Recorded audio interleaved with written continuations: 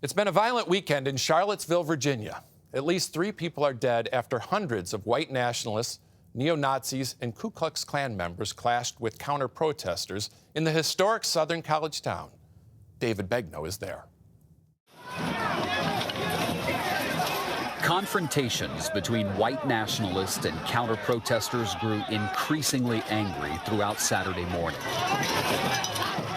Then in mid-afternoon, a driver plowed into a crowd of people.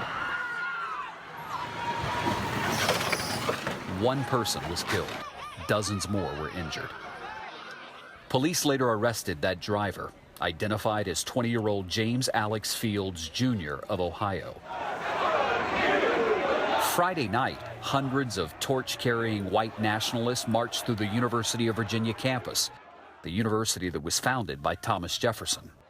They were protesting the decision to remove a statue of Confederate General Robert E. Lee from a Charlottesville park. If you do not disperse immediately, you will be arrested. President Donald Trump urged restraint. We condemn in the strongest possible terms this egregious display of hatred, bigotry, and violence on many sides. Mr. President, do you want the support of these white nationalist groups who say they support you, Mr. President? Charlottesville Mayor Michael Signer said Trump himself had to shoulder some of the blame for the nation's tense racial climate.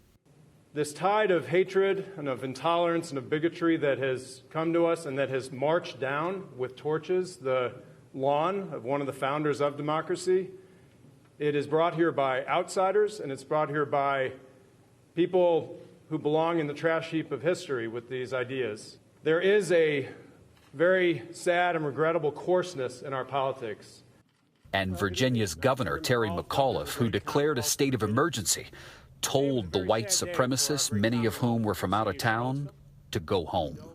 You are not wanted in this great Commonwealth. Shame on you.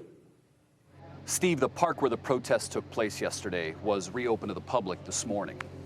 After the car crashed into the crowd yesterday, there had been a state police helicopter hovering over the crowd, keeping an eye on them. It crashed just outside of town. 2 state troopers on board were killed.